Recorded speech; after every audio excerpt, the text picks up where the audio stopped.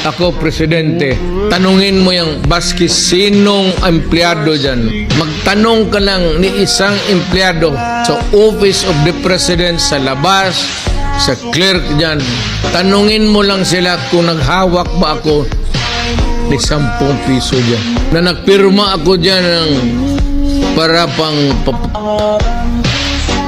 wala akong incidental expenses. Merienda, wala. Bagay, libre naman. O, sweldo lang. Kaya, itong mahirap kasi puro sa marami ng tulisan dito sa Pilipinas. So, akala nila kung